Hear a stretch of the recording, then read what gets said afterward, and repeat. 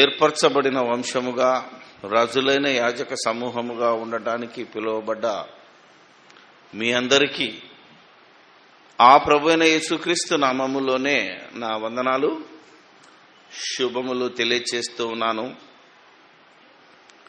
దేవుని కృపా మహదైశ్వర్యము ఎంత గొప్పదో, ఆయన అనాది సంకల్పము ఎంత మహత్తు గలదో, వాటన్నిటినీ మనము రుచి చూచి ఎరిగి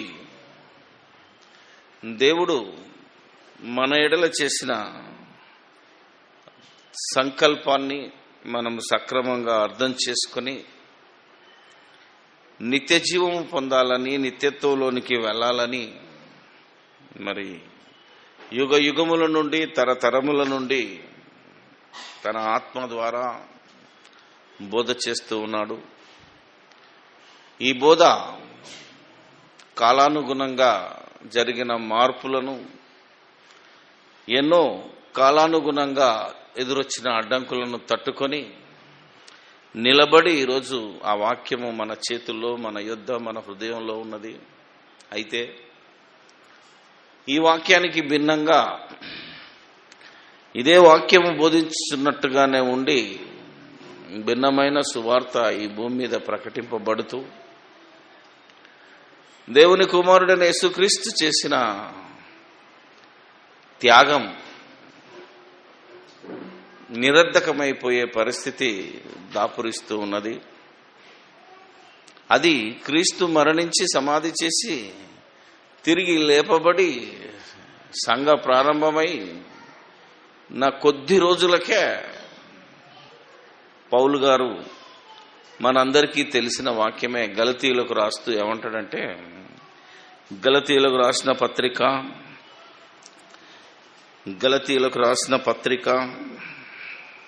1వ అధ్యాయము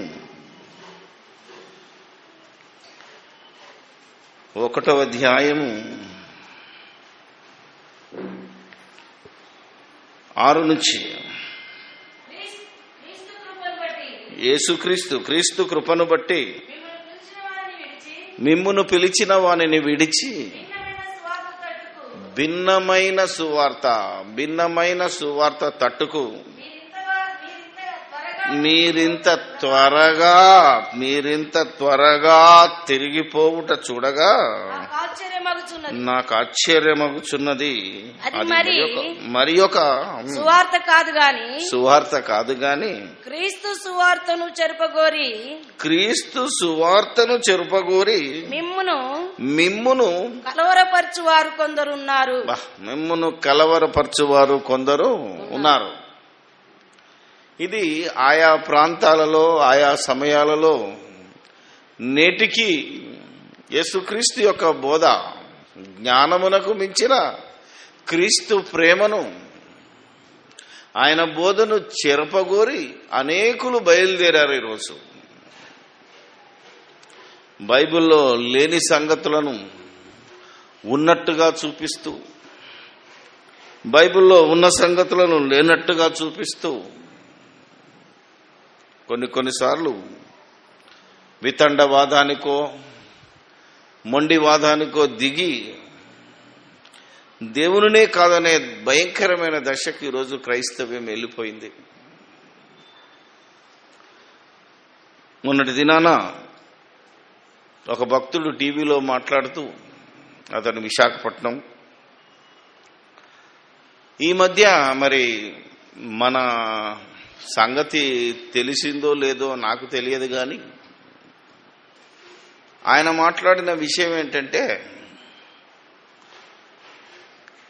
దేవాలయము, గుడి, చర్చి, అసలు దేవాలయము లేదు, ఇప్పుడు దేవాలయమునకు వెళ్ళవలసిన అవసరం లేదు, మనిషి దేహమే దేవాలయం అయింది అని చాలామంది తప్పుడు బోధలు చేస్తున్నారు. మీరు మాత్రం తప్పకుండా వారం గుడికి వెళ్ళాల్సిందే అని బోధ చేస్తూ, దాని కిందనే ఏమిస్తున్నాడు, నేను చాలా పెద్ద గుడి కడుతున్నాను, అర్థమైందా లేదా, చాలా పెద్దది కడుతున్నాను, దానికి మీరు చందాలు ఇవ్వండి అని అకౌంట్ నంబర్తో సహా. అవునా కదా? ఈరోజు ప్రతి బోధకుడు హాఫ్ అన్ అవర్ ఎపిసోడ్ మాట్లాడుతూ మాకు చందాలు ఇవ్వండి అని బ్యాంక్ అకౌంట్ నంబరు ఏంటిది ఐఎఫ్ఎస్సి కోడ్తో సహా స్క్రోలింగ్ వస్తుంది. ఎంతసేపు మాట్లాడుతున్నా కింద బ్యాంక్ అకౌంట్ స్క్రోలింగ్ వస్తుందండి. ఇది చూసిన నాకు నిజంగా బాస్ వచ్చి, ఏంటి జాన్ ఇది ఎంతవరకు వాస్తవము, ఇలా డబ్బులు అడిగామని చూస్తే నాకు చిరాకు వస్తుంది. ఆడు చెప్పేది అరగంట అయితే అసలు అని చెప్పమన్నదేవుడు, డబ్బులు అడగమన్నదేవుడు అన్నాడు కరెక్ట్గా. అంతే కదా? నిన్ను టీవీలోకి వెళ్ళి వాక్యం చెప్పమన్నది ఎవరు? నువ్వు చెప్పుకుంటా మళ్ళీ ప్రజలతో నువ్వెందుకు డబ్బులు అడుగుతున్నావు? ఇదే విషయంలో గతంలో ఒకసారి ఒక భక్తుడు ఇక్కడికి వచ్చిన ఆయన చిన్న సంఘం అయ్యా మాది అన్నాడు. ఏమైందా అంటే మేము బతకలేని దశ వచ్చింది అన్నాడు. ఎందుకయ్యా అంటే ఈ మధ్య ఏ సంఘంలో ఉన్నా కానీ ప్రతి ఒక్కడు, అర్థమైందా మీకు, ఉన్నోనికే పెద్ద సంఘాలకే డబ్బులు పంపుతున్నారు, చెక్కులు పంపుతున్నారు తప్ప అసలు ఈ చిన్న చిన్న సంఘాలను పట్టించుకోకుండా అసలు మేమంతా కనుమరుగయ్యే దశకొచ్చాము. ఏంటి పరిస్థితి? లేనోడు పోయి ఉన్నోడికే పెడుతున్నాడు, ఉన్నోడు పోయి అలా చెక్కులు తీసుకొని కోట్ల కొలది బ్యాంకులు వేసుకుంటూ కూడా మళ్ళీ కింద మా సేవకు సహాయం చేయండి, చెక్కులు పంపండి, లేకపోతే డైరెక్ట్గా ఎలక్ట్రానిక్స్ ఫండ్ ట్రాన్స్ఫర్ ద్వారా చేయండి అని అడగటం ఎంతవరకు న్యాయమని అడుగుతున్నాడు ఆయన. మనం ఆలోచించాలి. ఇప్పుడు ఇది ఈరోజు భయంకరమైన స్థితి. మా బాస్ వాళ్ళ సిస్టర్ అంట ఎక్కడో సకినేటి పిల్ల ఉంటుంది. అసలు ఇక్కడ పరిస్థితి తెలియదు, ఏం తెలియదు, ఏమో తెలియదు, కానీ టీవీలో వాక్యం విని 1000 రూపాయల చెక్ పంపించేసిందట ఆడికి. ఆయన బాధపడతా ఉంటాడు. ఇక్కడ జరుగుతున్నది మనం ఆలోచించాలి. ఎందుకంటే ఇక్కడ ఒక విచిత్రమైన సంఘటన మనం ఆలోచించాలి ఇప్పుడు. ఎందుకంటే యేసుక్రీస్తు చేసిన బోధను కనుమరుగు చేయడానికి అన్యులు ఏదైతే మూఢనమ్మకంలో ఉన్నారో, మూర్ఖత్వంలో ఉన్నారో, దాంట్లో నుంచి బయటికి వచ్చిన తర్వాత కూడా మళ్ళీ ఆచార వ్యవహారాల్లోనికి క్రైస్తవ్యాన్ని నెట్టడానికి ప్రయత్నిస్తూ ఈ టెంపుల్ అనే పద్ధతిని ప్రవేశపెడుతూ, ఒకడు 2 కోట్లు కడితే, ఒకడు 10 కోట్లది కడితే, మరొకడు 30 కోట్లు కడితే ఆడికంటే పెద్దది నేను కడతాను చూడు అనే ఒక పోటీతత్వం ఎక్కువై బైబిల్లో ఉన్న రెఫరెన్స్ను ఏదో ఒకటి తీసుకొని, ఇదిగో చూడండి యేసుక్రీస్తు కూడా గుడికి వెళ్ళాడు, అవునా కదా? యేసుక్రీస్తు కూడా క్రమం తప్పకుండా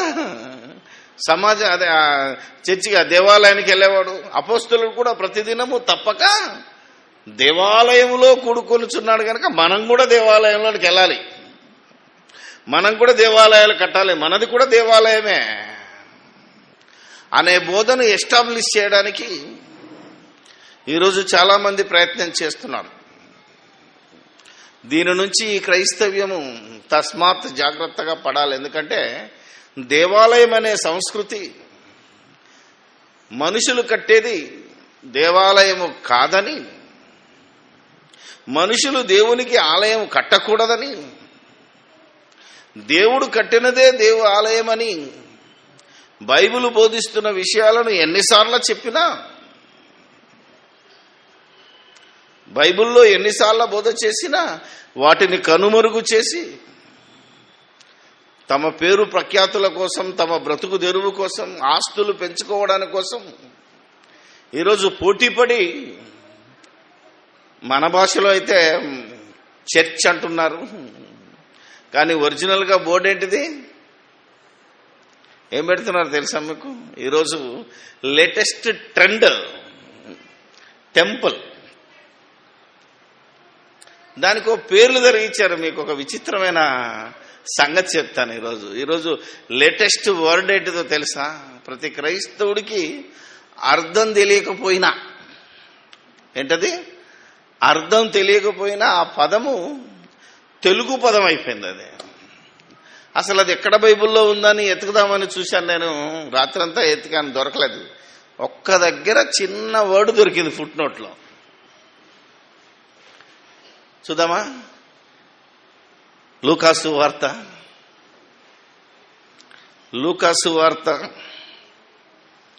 23వ అధ్యాయము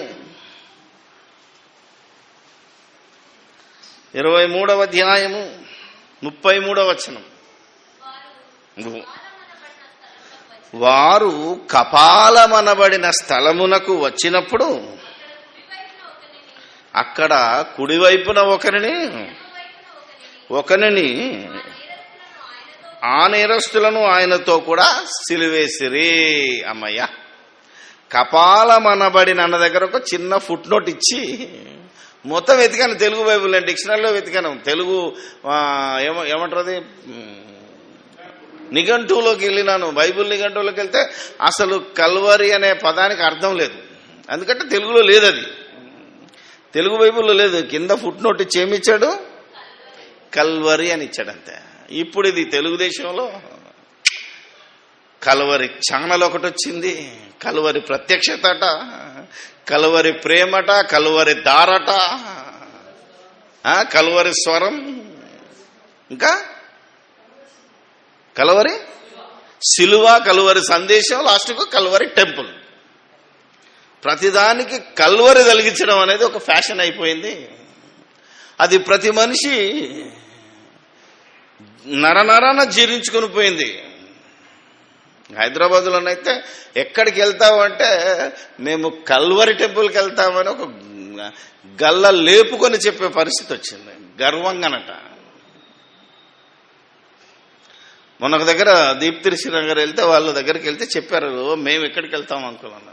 అంటే నేను మెచ్చుకుంటారేమో అని వాళ్ళు అలా చెప్పారు, కానీ నా సంగతి అలా తెలియదు కదా, ఫస్ట్ టైం వెళ్ళాను. ఇంతకీ కల్వరి అంటే అర్థం ఏంటమ్మా? అర్థమైందా మీకు ఇప్పుడు? ఎందుకంటే నేనేదో ఆయన మీద మాత్రం అంటలేను సుమా. నా క్లోజ్ ఫ్రెండ్, నాతో పాటు మేము కొన్ని సంవత్సరాలు తిని ఒక దగ్గర పడుకున్న నా మిత్రుడు కూడా టీవీ ఛానల్ స్టార్ట్ చేశారు వాళ్ళు. అదే కల్వరి ఛానల్ కూడా ఉంది. ఏదో వీళ్ళ మీద కోపంతో అంటున్నాను అనుకోని, నా ప్రాణ స్నేహితుడు. నేను అన్నదమ్ముల్లాగా బ్రతికే వాళ్ళం. వాడు ఈ మధ్యన చనిపోయినాడు, ఇంకా ఛానల్ నడుస్తుంది. నా మిత్రుడైనా నాకు ఇంకెవరైనా నాకేం సంబంధం లేదు, కానీ బైబిల్ ప్రకారంగానే మనం మాట్లాడాలి తప్ప వేరే విషయంలో మాట్లాడకూడదు. అందుకని కల్వరి అనే పదానికి అర్థం ఏంటమ్మా? ఏమండి, ఇప్పుడు మీరు వెళితే అడగండి చూద్దాం ఎవరినైనా కల్వరి అనే పదానికి అర్థం. మేము వెళ్తున్నామని గర్వంగా చెప్పుకునే వాళ్ళను దీనికి పదానికి అర్థం ఏంటో చెప్పమన్నాడు, చూద్దాం. యోహాను సువార్త 19వ అధ్యాయము. యోహాను సువార్త 19వ అధ్యాయము 17వ వచనం. అర్థం తెలియకుండా నిరర్ధకముగా ఏం మాట్లాడుతున్నారో, ఏం చేస్తున్నారో తెలియని దశలో ఈరోజు క్రైస్తవ్యం ఎటుపోతుందోననే బాధతో చెప్తున్నానే తప్ప నాకెవరి మీద ఎలాంటి ద్వేషం అనేది లేదనేది హృదయపూర్వకంగా, అది దేవునికే తెలియను. మీరు ఏ భాష్యం చెప్పుకున్నా నాకు అనవసరం, కానీ చెప్పవలసిన బాధ్యత నా మీద ఉన్నది. ఎందుకంటే దుర్బోధను, క్రీస్తు ప్రకటించిన బోధను, దానికి భిన్నమైన బోధను ఖండించవలసిన అవసరం ఈ కాలంలో ఉన్నది గనక చెప్తున్నానా. వారు యేసును తీసుకొని పోయిరి. ఆయన తన సిలువను మోసుకొని కపాల స్థలమును చోటికి వెళ్ళెను. హెబ్రీ భాషలో దానికి గొల్గోతా అని పేరు. హెబ్రీ భాషలో ఏం రాశాడో చెప్పాడు. మరి కల్వరి భాష, తెలుగు భాషలో ఏమున్నది? కపాలము. కపాలం అంటే పుర్రే. నీకు తెలుసా లేదా? తెలుగులో నిజంగా అర్థం తెలిస్తే పతోడు భయపడిపోవాలి. అది నిజంగా నువ్వు అది ఆ అర్థం తీసుకుంటే అమ్మో ఇక్కడికి వెళ్తే ఇది భయంకరమైన పుర్రె దేనికి గుర్తు? ఇప్పుడు డేంజర్ గుర్తు. తెలుసా నీకు? మంత్రగాల దగ్గర పుర్రె పెట్టి 2 ఎముకలు పెట్టుకుంటారు, కరెంటు స్తంభం మీద ఉంటుంది పుర్రె గుర్తు. ఆలోచిస్తే మీకు అర్థమవుతుంది. ఎందుకంటే దాని అర్థం తెలుసుకోకుండానే వ్యర్థంగా ఎన్నో పేర్లు పెట్టుకుంటున్నారు ఈరోజు. స్టైల్గా ఉంది కదా అని ఒకడు కర్మేల్ అంటాడు, ఒకడు హెర్మోన్ అంటాడు. కొండల పేర్లు, రాళ్ల పేర్లు, గుట్టల పేర్లు, నదుల పేర్లు, ఊర్ల పేర్లు మనం ఆలోచిస్తే ఎంత భయంకరమైన స్థితిలో అర్థం ఏదో స్టైల్గా ఉంది కదా అని పెట్టడం కాదు, దాని అర్థం తెలిస్తే అద్భుతంగా ఉంటుంది. కల్వరి అనే పదము కల్వేరియా అనే లాటిన్ భాషలోంచి పుట్టింది. లాటిన్లో, ఎందుకంటే ఆ కాలంలో రోమా, గ్రీకు, లాటిన్ భాష ఆ యొక్క ప్రాంతంలో, యెరూషలేం ప్రాంతంలో విరివిగా ఉండేది కనుక యేసుక్రీస్తు యొక్క అడ్రస్ కూడా రాయబడిన పేరులో కూడా ఉంటుంది లాటిన్. కాబట్టి లాటిన్లో ఉన్న కల్వేరియా ఇంగ్లీష్లోకి వచ్చేసరికి కల్వరి అయింది. తెలుగులో ఏమనాలి? నువ్వు తెలుగోడి కాబట్టి ఏమనాలి? నువ్వు కపాల స్థలం అనాలి, పుర్రె స్థలం అనాలి తప్ప నువ్వెవడు కల్వరి అని పెట్టడానికి లేదా కల్వేరి అనడానికి. చూసారా? కానీ దీనికి అర్థం తెలియకుండా ప్రతి ఒక్కడు దీనికి తగిలించుకొని మాకంటే భక్తిపరుడు ఇంకెవడు లేడన్నట్టుగా యాక్షన్ చేస్తున్నారు ఈరోజు. అదే నా బాధ. ఒకసారి నేను చెప్పినట్టు గుర్తు, పేర్లు కూడా ఏం పేర్లు? పిల్లలకు పేర్లు పెట్టుకుంటాం కదా, ఏదో బైబిల్లో ఉంది కదా పేరు పెట్టేశాను నేను. ఒక ఆయన పేరు ఏం పేరు పెట్టాలంటే పీటర్ అని పేరు పెట్టమన్నాను. ఎందుకంటే పేతురు చాలా మంచి పేరు అనుకుంటున్నాడు భక్తుడు, కానీ పీటర్ అనే పదానికి అర్థం తెలుసా మీకు? పేరుకి అర్థం తెలుసా? బండ, రాయి అన్నమాట. తెలుగులో వాడికి అర్థం ఏంటిది? రాయి, ఇది బండ. ఆలోచిస్తే అర్థం ఉంటుంది. ఒక అమ్మాయి నాకు ఏం పేరు పెట్టాలమ్మా నీ కొడుకు పేరు అంటే మెతుషెలా పెట్టమన్నది. ఎందుకురా ఈ బాధ అని నేను అర్థం పక్క తెలుగు పేరు పెట్టుకోవచ్చు కాదండి. లేదు బ్రదర్ మెతుషెలా పెట్టాలన్న. అర్థం తెలుసా అన్నాడు. పేరుకి అర్థంతో పెట్టుకుంటారు తప్ప పర్పస్ ఏమున్నది అన్నాడు. ఇప్పుడు యేసు అనే పేరుకు అర్థం ఉంది, ఆయన రక్షకుడు. క్రీస్తు అనే పేరుకు అభిషక్తుడు. అబ్రహాం అనే పేరుకు అర్థం ఉన్నది. దావీదు అనే పేరుకు అర్థం ఉన్నది. అలాగే మెతుషెల అనే పేరు అర్థంతో తీసుకోవాలి తప్ప ఆయుష్తో తీసుకోకూడదు. అర్థమైందా లేదా? ఆమె ఆయుష్తో తీసుకున్నది. నేనన్నా మెతుషెల అంటే పొడిచెటోడమ్మా అన్నా నేను, ఈట వంటి వాడు. చూసారా? హెబ్రీ భాషలో, గ్రీకు భాషలో వ్రాయబడిన పదాలను యాజ్ ఇట్ ఈస్గా మనం ఆలోచించాలి. ఈరోజు తెలుగులో మనం, అవునా కదా? పక్కా ప్రతి క్రైస్తవుడు ఎదురైతే ఏమంటున్నాడు? ప్రైజ్ ద లార్డ్ బ్రదర్ అంటాడే తప్ప ప్రభువును స్తుతించండి బ్రదర్ అనేవాడు అని అనగా విన్నారా మీరు? ఏమా విన్నారా? అసలు తెలుగుడు ఏమనాలి? ప్రభువును స్తుతించుడి అనాలి. కానీ మనం ఏమంటాం? భాష రాకపోయినా ప్రైజ్ ద లార్డ్ అనే పదం పూర్తిగా పలకను, ప్రైజ్ లార్డ్ అంటాడు తప్ప పలకరాని దశ. హల్లెలూయా అంటాడు ఒకడు, మాట్లాడితే హల్లెలూయా ఊత పదం. అది ఏ పదము? గ్రీకు పదము. ఇలా భాషలోని పదాలన్నీ అరువు తెచ్చుకొని దాని అర్థం తెలియకుండా వ్యర్థముగా మాట్లాడుతూ ఈరోజు దానికన్నీ వచనాలు జోడిస్తూ ప్రపంచ క్రైస్తవ్యాన్ని ఎలా తిప్పుతున్నారో మనం ఆలోచించాలి. ఇంతకీ ఈ భక్తుడు ఇక గుడి కట్టాలి, టెంపుల్ కట్టాలి, నేను చాలా ఎకరాలు కొన్నాను కనుక దానికి సహాయం చేయమని అడిగి ఏ రెఫరెన్స్ చూపించాడు అంటే లూకాసు వార్త. ఒకసారి ఆలోచిద్దాం, చాలా ఉన్నాయి రెఫరెన్సులు. బహుశా ఈరోజు ప్రతివాడు నువ్వు చర్చికి రాకపోతే, గుడికి రాకపోతే నరకానికి వెళ్తావు అని బెదిరించే వాళ్ళు చాలామంది అయ్యారు.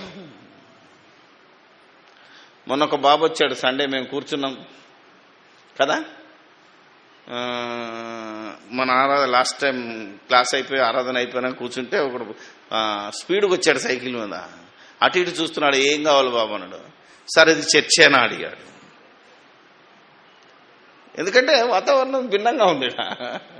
చర్చ అనగానే వాడి మైండ్ ఎటు పోవాలంటే ఒక పెద్ద పులిపీఠం ఉండాలి, బలిపీఠం లాగా ఒక సిలువ ఉండాలి, ఒక మంచి యేసుప్రభు బొమ్మలు ఉండాలి, లేకపోతే మరియమ్మ బొమ్మ ఉండాలి, సిలువ దగ్గర కొవ్వొత్తి ఉండాలి. ఎందుకు వచ్చావరా నాయన అంటే, సార్ నేను పొద్దున్నుంచి నేను చర్చికి వెళ్ళలేదు కాబట్టి మరి ఏం చేయాలి, నేను కొవ్వొత్తి అంటించాలట. మా గుళ్ళో చెప్పిండ్రు. అది అర్థమైందా లేదు, ఉందా లేదా మీరు సంస్కృతి? ప్రతి దగ్గరికి వెళ్ళి మీరు ఈ కుత్బుల్లాపూర్ దగ్గరికి వెళ్తే 24 hours కొవ్వొత్తి అంటే ఒకసారి మొక్కొచ్చి కొవ్వొత్తి అంటించిపోతే వాడు ఆరాధన చేసినట్టేనట, ఆడు పరలోకం పోతాడట. కూర్చోడు చెప్పిన, చూడరా నాయన చర్చ్ అంటే నీకేమో అనుకుంటున్నావు, అది చెప్తే అర్థం కాదు, కానీ అస్సలు నువ్వు కొవ్వొత్తి వెలిగిస్తే నరకానికి పోతావు. అది విగ్రహారాధన. ఇక్కడ కొవ్వొత్తి వెలిగించరు, ఏం పని చేయరు, కేవలం కూడుకుంటారు, ప్రార్థన చేసుకుంటారు, వాక్యం నేర్చుకుంటారు, మళ్ళీ వెళ్ళిపోతారు ఇక్కడ. కానీ ఇది కూడా చర్చే, చర్చి బిల్డింగ్, ఇది చర్చి మనవరా నాయన. కాబట్టి నువ్వు వెళ్ళలేదని బాధపడుతున్నావు కదా, ఓ పని చేస్తాను, ఏంటిది, ప్రార్థన చేస్తాను, చేయించుకుంటాను. సార్ చేయండి ప్రార్థన. కానీ వాడి ముఖంలో చూస్తే బాధ ఉన్నది. ఏంటంటే అసంతృప్తిగా వెళ్ళిపోతున్నాడు. ఏమని, నేను క్యాండిల్ వెలిగించలేదు. చూసారా, యేసుక్రీస్తు బోధ, అపోస్తుల బోధ అన్నీ వెళ్ళిపోయి ఈ దుర్బోధ, మనుషులు కల్పించిన బోధ, భిన్నమైన సువార్త. పాపం కొత్తగా వచ్చినట్టున్నాడు, ఆడి మైండ్లో కూర్చుని పెట్టాడు. అంటే ఎంతగా విగ్రహారాధన, ఎంతగా భయంకరమైన భిన్నమైన బోధ ఈరోజు ప్రపంచంలో, క్రైస్తవ ప్రపంచంలో విలయతాండవం చేస్తుంది అనేది మనం ఆలోచిస్తే చాలా బాధగా ఉంటుంది. అందుకే వాళ్ళకున్న రెఫరెన్స్లు చాలా ఉంటాయి. ఇది చూస్తున్నారా, లూకా సువార్త 4వ అధ్యాయము 16-17.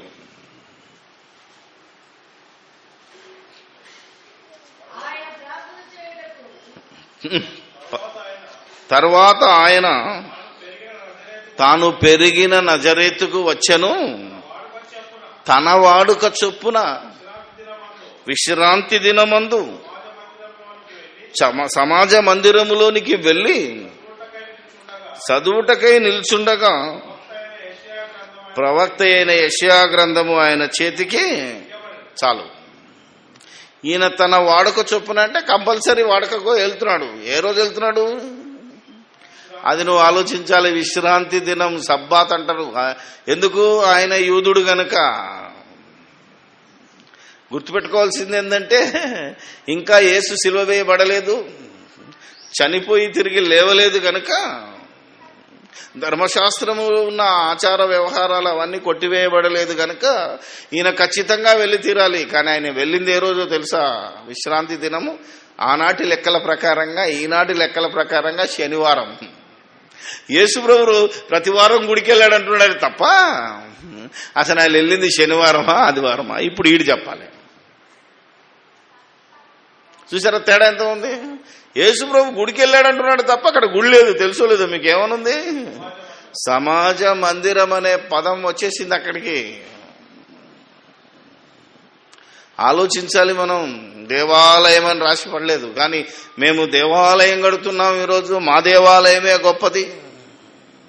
మా దేవాలయానికి ఒక్కసారి రండి. అసలు ఈ హైదరాబాద్లో ఇలాంటి దేవాలయం లేదు, ఈ ఆంధ్రదేశంలో ఇలాంటి దేవాలయం లేదు, అసలు ఇండియాలోనే ఇలాంటి దేవాలయం లేదని చెప్పుకొనుచున్న వారలారా, వాక్యం తీసుకుంటే ఎలా ఉన్నదో, వాక్యంలో ఉన్న బోర్డును ఎలా మాయ చేయగలరో ఇప్పుడు మీరు చూస్తున్నారు. ఇక్కడ సమాజ మందిరము అని ఉన్నది అంతే తప్ప ఇక్కడ టెంపుల్ అని, దేవాలయం అని యేసుక్రీస్తు గురించి వ్రాయబడలేదు. ఓకే, ఉన్నది ఇంకా దేవాలయం, అక్కడ ఆరాధన జరుగుతున్నది, వాళ్ళు వెళ్ళిపోతున్నారు, వస్తున్నారు. ఒకసారి యేసుక్రీస్తే వెళ్ళి దేవాలయాన్ని దొంగల గుహ చేశారని కొరడా తీసుకుని వాళ్ళందరినీ కొట్టిన సంఘటన ఉన్నది. కానీ చూపించబడ్డ వాక్యంలో సమాజ మందిరం అని ఉన్నది. ఇది మీరు నోట్ చేసుకోవాలి. ఆలోచించగలగాలి. ఆలోచిస్తేనే అర్థం ఉంటుంది, లేకపోతే అర్థం కాదు. దేవుని వాక్యంలో ఉన్న సంగతిని నువ్వు అర్థం చేసుకుని నువ్వు దేవలోకానికి వెళ్ళవలసిన దేవుని కుమారుడవు గనుక మనుషులు కల్పించిన వ్యర్థమైన వాదాలను, చమత్కారంగా కల్పించిన కథలను నమ్మటానికి వీల్లేదు.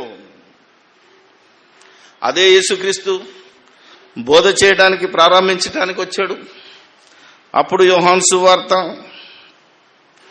అక్కడే నిలబడ్డాడు తప్ప ఈ భక్తులు ముందుకెళ్తే యోహాను సువార్త 2వ అధ్యాయము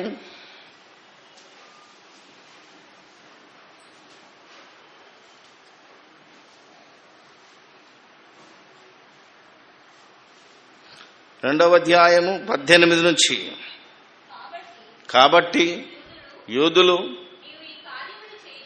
నీవు ఈ కార్యములు చేయుచున్నావే, ఏ సూచక క్రియను మాకు చూపెదవని ఆయన అడగగా, యేసు ఈ దేవాలయమును పడగొట్టుడి, ఈ దేవాలయమును పడగొట్టుడి, 3 దినములలో దానిని లేపుదునని ఆయన వారితో చెప్పెను. యూదులు ఈ దేవాలయమును 46 సంవత్సరములు కట్టిరే, నువ్వు 3 దినములలో దానిని లేపుదువా అని అనిరి. అయితే ఆయన తన శరీరమును దేవాలయమును గూర్చి ఈ మాట చెప్పెను. ఆయన చనిపోయి తిరిగి లేచిన తరువాత ఆయన ఈ మాట చెప్పెనని ఆయన శిష్యులు జ్ఞాపకము చేసుకొని లేఖనమును యేసు చెప్పిన మాటను నమ్మిరి. అబ్బా, వాళ్ళు ఆల్రెడీ నమ్మారు కనుక మనం నమ్మాలి. ఆలోచించాలి మనం. ఎందుకంటే ఏం చెప్తున్నాడు ఈయన? రేపు ఇచ్చాడా, అది దేవాలయం కాదు, మనుషులు కట్టింది దేవాలయం కాదు, నా తండ్రి నిర్మించిన ఈ దేహమే దేవాలయం. ఈ దేవాలయం అని తన శరీరాన్ని చూపించాడు. అంటే దేవాలయం అనే పదము యొక్క, దేవాలయం యొక్క పదము, ఆ పదం అనేదాన్నే రూపు మాపడానికి యేసుక్రీస్తు భూమి మీదకి వచ్చాడు. అసలు ముందు కూడా మీరు చూస్తే దేవుడు దేవాలయాన్ని ఎవరన్నా కట్టమన్నాడా? ఎక్కడైనా కట్టమన్నాడా? దావీదు కడతానన్నా కట్టొద్దన్నాడు. చాలా ప్రాధేయపడితే ఓకే సొలొమోను కట్టడానికి అవకాశం ఇచ్చి కూడా ఏమన్నాడో తెలుసా? సర్వోన్నతుడైన దేవుడు నేను హస్తకృత ఆలయములలో నివసింపను, నా కోసం మీరు ఏపాటి మందిరాన్ని కడతాడు. అప్పటికీ మందిరమే అంటున్నాడు. అర్థమైందా లేదా? టెంపుల్, నువ్వు దేవాలయం అనే పదం పర్యాయ పదమైన నా కోసం మీరు ఎలాంటి మందిరాన్ని, ఎలాంటి దేవాలయాన్ని కడతారు? నో, సమాజ మందిరాలు కట్టరు. సమాజము ఉండటానికి, సమాజంగా కూడుకోవడానికి బిల్డింగులు కట్టొచ్చునేమో కానీ దేవుడు ఉండటానికి, దేవుడు జీవించటానికి, దేవుని నిలయంగా పిలవటానికి ఎవడు కట్టలేడు అని ఎప్పుడో చెప్పాడు. అందుకే మన దగ్గరికి చాలామంది వచ్చారు. మన దగ్గర నేర్చుకున్న వాళ్ళు కూడా మంచి సోదరుడు, మరి ప్రొద్దుటూరులో ఆయన పేరు సల్లా సుధాకర్, మంచి సేవ చేస్తాడు. అన్న మరి నేను చర్చి కడుతున్నా, నాకేమని ఇస్తాం అన్నాడు. అసలు ఆ సంస్కృతి కానీ ఆ సాంప్రదాయం కానీ నువ్వెంత తమ్మునివైనా నువ్వు గోడలు కట్టుకోవాలంటే నువ్వే కష్టపడాలి, ఎవరన్నా అడిగి తెచ్చుకో. ఇక్కడ శామీర్పేట నుంచి ఒక బ్రదర్ వచ్చేవాడు, అవునా కదా, చాలాసార్లు తిరిగి నేను కడుతున్నాను మాకేమన్నా సహాయం చేస్తారా, పోనీ ఇసుకన్నా ఇటుకన్నా. అర్థమైందా లేదా? ఇలాంటి వాటికి నా సహాయం ఉండేది. ఎందుకంటే దేవుని ఆలయాన్ని నిర్మించటానికి లేదా దేవుని ఆలయాన్ని తిరిగి రూపాంతరము చెందించి దానిని సజీవ యాగముగా మార్చడానికి కావలసిన వాక్యం చెప్పడానికి నేను వస్తాను ఫ్రీగా. అవి దేవాలయాలు. మనిషి దేహాన్ని దేవాలయంగా కట్టడానికో, నిర్మించడానికో, మార్పు చెందించడానికో నేను ఫ్రీగా వస్తాను. అందుకే ఈ ఆంధ్రదేశంలో ఎక్కడికి వెళ్ళినా నేను ఫ్రీగా వస్తాను. ప్రతి ఒక్కడు ఫోన్ చేసి అడుగుతాడు, మీకెంత కావాలి? నేనన్నా నాకెంత అవసరం లేదు, నీకు తోచినంత ఇవ్వచ్చు, నీకు ఉంటే ఇవ్వు, లేకపోతే ఎదిరిస్తాం. సతీష్ అన్నాడు అప్పుడప్పుడు, మేమిస్తామయ్యా, మీటింగ్ పెట్టండి, మీ దగ్గర మాకు కాదనగానే వాడు ఉల్టా అర్థం చేసుకుంటాడేమో అని మళ్ళా బాధ. ఎందుకంటే వీడికి ఎక్కడి నుంచో వస్తుంది. అర్థమైందా లేదా? ఎందుకంటే ఈ మనుషులు మంచోళ్ళు గారు. అయినా సరే మనం మారకూడదు. ఆ తమ్ముడు చాలాసార్లు సెమినార్కి వచ్చి మనం ఆ చర్చి కట్టడానికి, చర్చి కాదు చర్చి బిల్డింగ్ కట్టడానికి, చర్చి కడతాం, చర్చి వేరు చర్చి బిల్డింగ్ వేరు. చర్చిలు కడదాం అంటే చర్చ్ అంటే ఏంటిది? Called out body. చర్చ్ అనేది ఇంగ్లీష్ పదం అయితే ఎక్లేషియా అనే గ్రీకు పదం నుంచి చర్చ్ అనే ఇంగ్లీష్ పదం వచ్చింది. చర్చ్ అనే పదానికి మరొక ఇదేంటంటే పిలువబడిన వారు, చీకటిలో నుండి ఆశ్చర్యకరమైన తన వెలుగులోనికి మిమ్మల్ని పిలిచిన వాని గుణాతిశయములను ప్రచురము చేయి నిమిత్తము. ఎవరైతే పిలువబడ్డారో కాల్డ్ అవుట్ బాడీ, ఆనాడు చీకటిలో నుంచి అనగా ఐగుప్తులో నుంచి కనానుకు నడిపించబడ్డ వాళ్ళు ఆ రోజు దేవాలయాలైతే దేవుని సమాజం అయితే, ఈరోజు లోకమనే ఈ పాపమనే చీకటిలో నుండి పరలోకమనే వెలుగులోనికి యేసుక్రీస్తు అనే వెలుగునొద్దకు, దేవుడనే వెలుగునొద్దకు పిలువబడిన వారు, they are called out body. అంటే పిలువబడిన మనం, అంటే ఈ గుంపు సమాజ మందిరం. ఇంకా దాని గురించి చెప్తాను. సంఘము వేరు, సమాజం వేరు. మనం కనీసం సమాజంగా అలాగని చాలా మంది అనుకుంటున్నారేమో, మరి కూడొద్దా? ఎక్కడ కూడాలి? మరి మాకు ఒక దేవాలయం కావాలి. ఈ దేవాలయం అనే కాన్సెప్ట్నే ఈరోజు మనం మాయం చేయాలి. ఎందుకంటే ఇది మన బైబిల్లో ఉన్న పదమైన దాన్ని యేసుక్రీస్తు తీసిపారేశాడు. ఇప్పటికీ మన దేశంలో దేవాలయానికి ఎంత విలువ ఉన్నదో తెలుసు కదా మీకు. ఒకసారి చూస్తే అప్పుడప్పుడు టీవీలో ప్రతిరోజు సమాచారం వస్తుంది కదా, దర్శనం కోసం 21 కంపార్ట్మెంట్లో వెతుకుతున్న భక్తులు 3 రోజులు తిండి తిప్పలేక ఎదురు చూస్తాడు తప్ప. అలాంటి భయంకరమైన స్థితి క్రైస్తవ్యంలో రాకూడదు. కానీ ఈరోజు క్రైస్తవ్యం కూడా ఈ దేవాలయాలు, ఈ టెంపుల్స్ ముసుగులోనికి వెళ్ళిపోతున్నారు. ఇప్పటికీ చూడండి మీరు, పక్కనోడు బాధపడుతుంటే, అవునా కదా, మీరు ఆలోచించాలి. ఏమన్నాడు? నేను ఆకలి కొనుంటిని, అన్నం పెట్టి తిని, నేను దిగంబరుని ఇంటిని, వస్త్రములు ఇచ్చి తిరి. వాడు ఇంట్లో వాళ్ళకు కూడా తిండి పెట్టలేని ఈ భక్తుడు యెరూషలేము దేవాలయం దర్శించడానికి వెళ్తున్నాడు. ఇప్పుడు 60-70 వేలు పెట్టుకొని. తెలుసు కదా మీ అందరికి. దీన్ని ఎంతగా కట్ చేయాలంటే అంతగా వెళ్ళిపోతున్నది. ఎందుకంటే మాయగాళ్ళ బోధ, మాయగాళ్ళ బిజినెస్ ఎక్కువైపోయింది. యెరూషలేం పోయి వచ్చాను నేను. ఇక్కడ పాపం వాళ్ళ పాస్టర్ గారితో బాప్తిసం తీసుకున్నోడే మళ్ళా పోయి అక్కడేమంటాడు? నేను యోర్దాన్ నదిలో బాప్తిసం తీసుకున్నాను, చూడండి ఫోటోలు అంటాడు. అక్కడ చూపిస్తే తన బుద్ధి అయింది కానీ ఏం చేయలేను. ఎందుకు? దేవా వీరేమి చేయిస్తున్నారో వీరు ఎరగనక వీరిని క్షమించమని అడగాల్సిన దశ. ఎందుకంటే అక్కడ ఏమి లేదు. యోర్దాన్ నది అప్పుడున్న యోర్దాన్ కాదు, ఇప్పుడున్న అది ఒక మూసీ నదిలాగా తయారైంది. మీకు తెలియదు. అక్కడున్న ఇప్పుడున్న యెరూషలేము భయంకరమైన యెరూషలేము.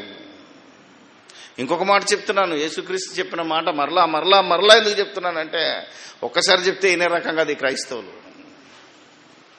అదే యేసుక్రీస్తు ఈ దేవాలయాన్ని పడగొట్టి అది కాదురా దేవాలయం అన్నాడు. మధ్యలో దేవాలయానికి వెళ్ళొచ్చినోడైనా, మధ్యలో నా తండ్రి ఆలయాన్ని మీరు చెడగొడుతున్నాడని తిట్టినోడైనా, చివరికి వచ్చేసరికి ఏమంటాడో తెలుసా? ప్రభువా నువ్వు మళ్ళెప్పుడు వస్తావని అడిగాడు. నువ్వు రాకడకు సూచనలు ఏంటి అని అడిగితే ఏమన్నాడు? ఫస్ట్ టెంపుల్ గురించే మాట్లాడాడు. తెలుసా మీకు? ఏమన్నాడు? లూకా సువార్తలో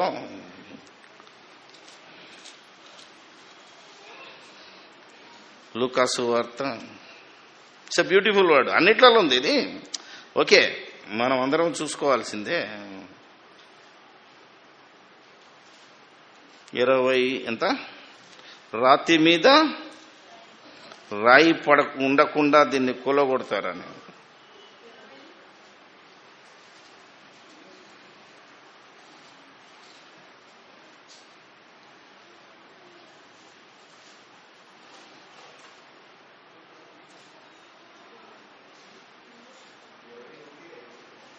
ఇరవై 5 నుంచి చదువు. కొందరు 21 కొందరు అందమైన రాళ్లతోనూ అర్పితములతోనూ సింగారింపబడి ఉన్నదని దేవాలయమును గురించి నీకు ఒక సంగతి చెప్తాను. మీరు ఇప్పటికీ మన దేశంలో ఉన్న మన హైందవ సోదరులు ఏదైతే అయోధ్యలో రామాలయం కట్టాలనుకుంటున్నారో సేమ్ ప్రాసెస్ అండి, బైబిల్లో ఉన్నదే. ఏంటో తెలుసా మీకు?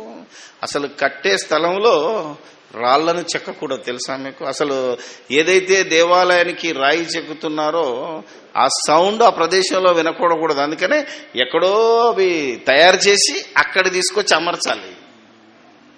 దానికి అందమైన రాళ్ళు ఎక్కడెక్కడ మార్బుల్స్ గీర్బుల్స్ ఉంటాయి కదా. అదే మూర్ఖత్వంతో ఈ సెంట్ పీటర్స్ బాసిలికా అని పేతురు దేవాలయం అని ఇటలీలో ఉంది, తెలుసా లేదా మీకు?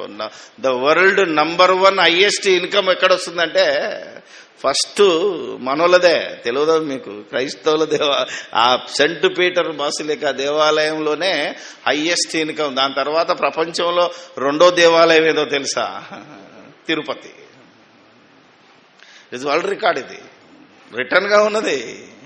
ఎందుకంటే ముందు మనోడే కట్టాడు కాబట్టి ఇక్కడ కట్టాడు. సేమ్ వాళ్ళు మీరు ఆ యొక్క ఇటలీలో ఉన్న ఆ సెంట్ పీటర్ బాసిలికా, నేను దేవాలయం అనను, దాని చర్చ్ అనను, దాని పేరు ఒకటి ఉంది కనుక బాసిలికా అంటే అదే అర్థం ఇటలీలో.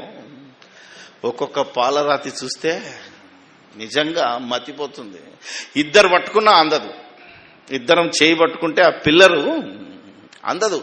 అలా పైకి, ఎంత పైకి అంటే నువ్వు చూడలేవు. ఆ గోపురము అది ఫోటోలు ఉన్నాయి, నేను అందులో దిగొచ్చిన ఫోటోలు కూడా ఉన్నాయి. ఈ మధ్య 9th క్లాస్ సోషల్ స్టడీస్లో మన గవర్నమెంట్ వారు కూడా ఈ రోమన్ హిస్టరీ గురించి ముద్రించారు. కావాలంటే తెలుగులో ఉంది, ఇంగ్లీష్లో ఉంది, చదవండి. మైకల్ ఆంజెలో అన్నవాడు 100 సంవత్సరాలు కట్టాడు ఆ దేవాలయాన్ని. 100 years. అది 13th centuryలో కడితే ఇప్పటికీ బాగుందంటే ఎంత రాళ్ళు. అలాగే సొలొమోను కూడా బంగారు దేవాలయాన్ని కట్టాడు. ఒకసారి కూలగొట్టారు, మళ్ళీ కట్టారు. అద్భుతమైన రాళ్లతో అందమైన నగిషీలు చెక్కారు. అదే చెప్తున్నాడు, చూసారా దేవాలయం. అందుకనే ఈ రోజు కూడా మనోళ్ళు దేవాలయాన్ని ఎంత బాగా అలంకరించాలో చర్చిని అంత బాగా అలంకరించుకుంటున్నారు, తెలుసా మీకు? చర్చికి గంటిస్తే నా బతుకు ధన్యమైపోయింది అన్నప్పుడు చర్చికి ఒక డోర్ ఇచ్చినా, ఒక కిటికీ ఇచ్చినా, అందులో బండలేసినా, అర్థమైందా మీకు? అసలు ఏది డొనేట్ చేసినా నా బతుకు అయిపోయింది. కొందరు కడితే కూడా నా బతుకు భయంకర ధన్యత దొరికిందనే ఆలోచనలో చర్చిలను పుక్కడి కట్టేస్తున్నారు. దేవాలయం అనుకునే భ్రమలో. అది దేవాలయం కాదు, that is only church building, not even church. Church మనం, దేవాలయాలు మనం.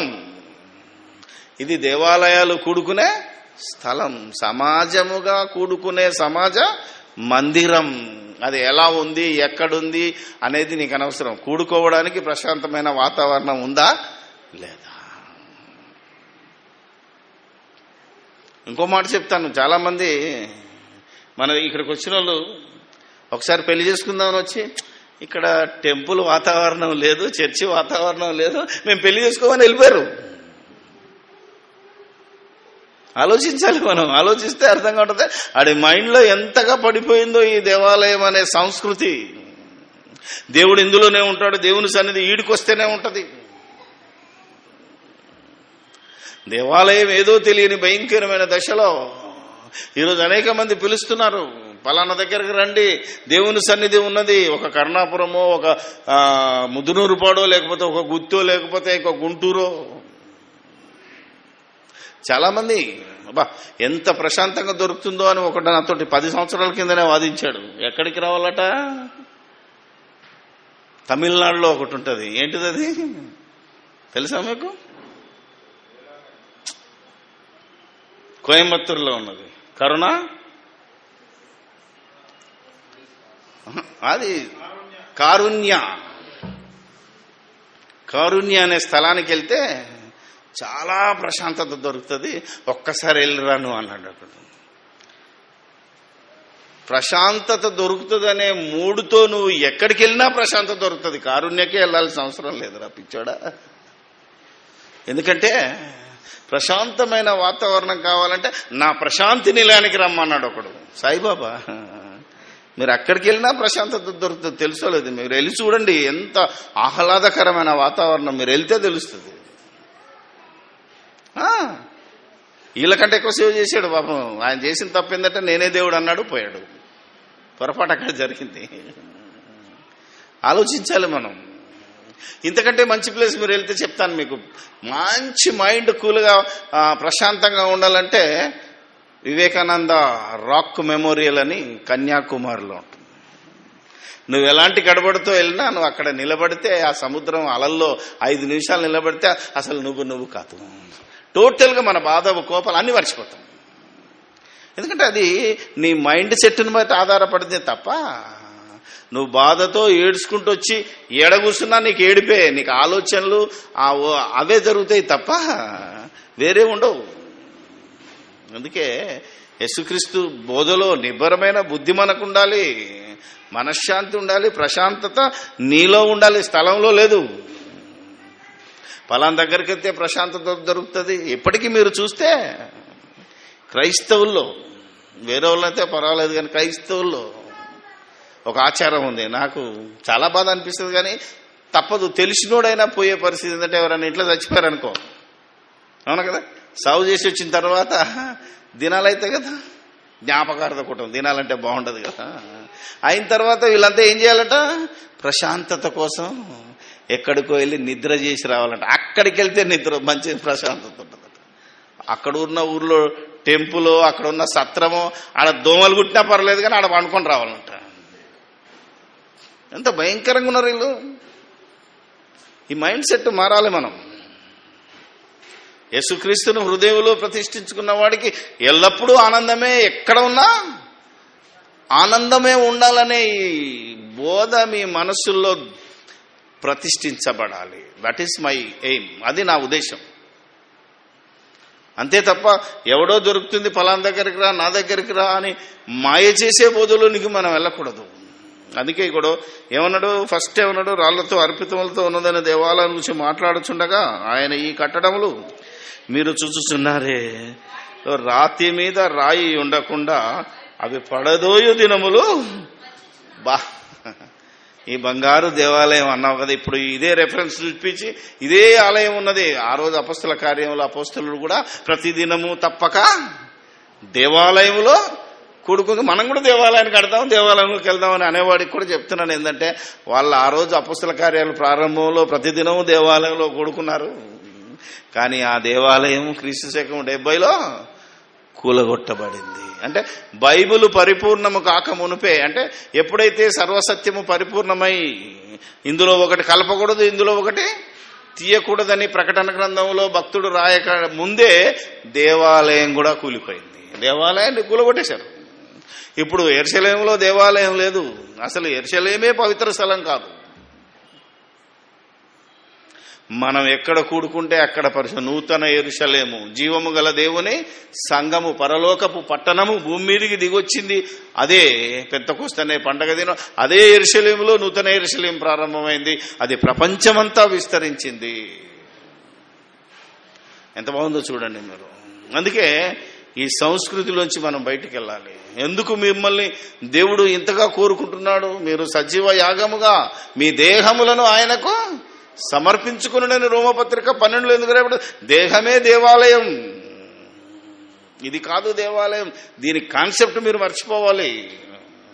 దేవుని వాక్యం మేము ఎంతవరకు వింటున్నాము, వాక్య ప్రకారంగా బ్రతుకుతున్నాము అనే ఆలోచనలో మీరు బ్రతకాలే తప్ప. ఇంకొకడు అడుగుతాడు, మీ చర్చికి మెంబర్స్ ఎందుకు పెరుగుతలేరో తెలుసా అన్నాడు. నాకు తెలుసులే, నువ్వు చెప్పన్నాను. నువ్వు మీదున్నావు, కింద చర్చ్ ఉన్నారు, తప్పు కదా? అర్థమైందా లేదా? ఆలోచించాలి కదా. ఎస్, అన్నీ చెప్తాను నేను, మనసులో దాచుకునేది ఏం లేదు, డైరెక్టే. ఇంకెవరికైనా అనుమానం ఉంటే మీరు జాగ్రత్త పడండి.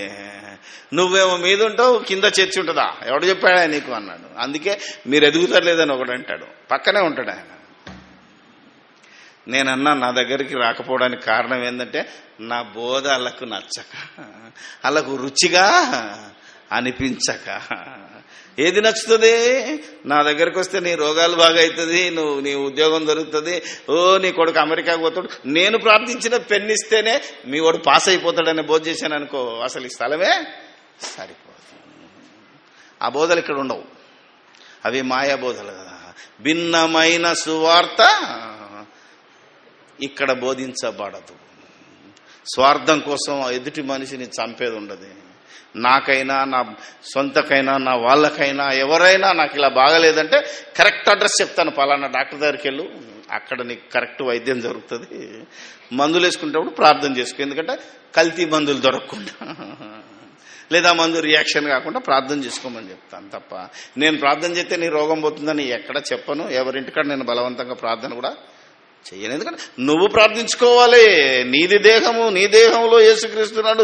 నువ్వెక్కడ మోకరించి ప్రార్థన చేస్తే నీ ప్రార్థన దేవుడు వింటాడు. ఈ సంస్కృతి ప్రతి క్రైస్తవుల్లో డెవలప్ చేయాలి. ఈరోజు ప్రతి క్రైస్తవం ఎక్కడికో.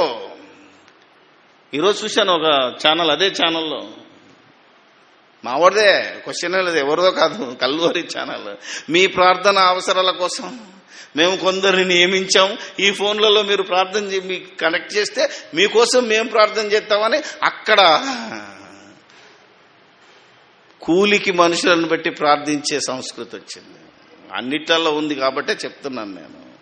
ఇంతకీ నీకోసం ఒకడు కూలి జీతం తీసుకొని ప్రార్థన చేయాలి. అంతటి దౌర్భాగ్య స్థితి వచ్చింది ఈరోజు క్రైస్తవులకు. నువ్వు ప్రార్థన చేసుకుంటే వినడా? ఏమండి, మీ ప్రార్థన అవసరాల కోసం మాకు రాయండి అట. ఇంకా ఇక్కడ కార్డు ఒకటి వేస్ట్. అలా ఉన్నది చెప్పండి, మీరు ఆలోచించండి. ఎవడు చెప్పాడు ఈ బోధ? ఎక్కడుంది బోధ?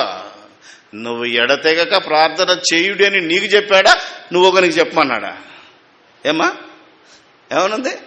ప్రార్థన యందు పట్టుదల కలిగి ఉండుడి, మీరు ఎడతెగక ప్రార్థించుడి అని తెస్సలోనిక పత్రికలో ఉంటది, నేను బైబిల్లో ఉంటది. ఎవరిని నీకు చెప్పాడు? నువ్వు ఒకరికి తోటి ప్రార్థన చేసుకోమని అనలేదే. ఏమండి, ఆలోచించాలి కదా. ఏంటంటే మనం ఇంకా అంతగా డెవలప్ చేయలేదు కాబట్టి, ఒక మంచి భక్తుడు కాబట్టి ఆయన మాట వింటాడు అనే ఒక మైండ్ సెట్ ఇంకా ఉన్నది కనుక మనం ప్రార్థించడంలో తప్పలేదు, ప్రార్థించమనడంలో తప్పులేదు. కానీ నీ మైండ్ సెట్ మారాలి. ఆయన ప్రార్థన చేస్తే అవుతుంది, ఈయన ప్రార్థన చేస్తే అవుతుంది కాదు. నేను ప్రార్థన చేస్తే ముందు అవుతుంది. దేవుడు నా మాట వినాలి అనే లెవెల్కు నువ్వు ఎదగాలి. That is my opinion. నా ఇంటెన్షన్ ఏంటంటే, చెప్పడంలో ఉద్దేశం ఏంటంటే మీరు దేవునితో అనుసంధానం కావాలి, డైరెక్ట్ మీరైపోవాలి. ఎందుకంటే మీరు దేవుడి కుమారుడు, మీకు దేవునికి మధ్యనే యేసుక్రీస్తున్నాడు, మధ్యలో మేమెవరం? ఇంతకీ తెస్సలోనికల్లో ఉందా లేదా చూడండి. మొదటి తెస్సలోనిక 5వ అధ్యాయము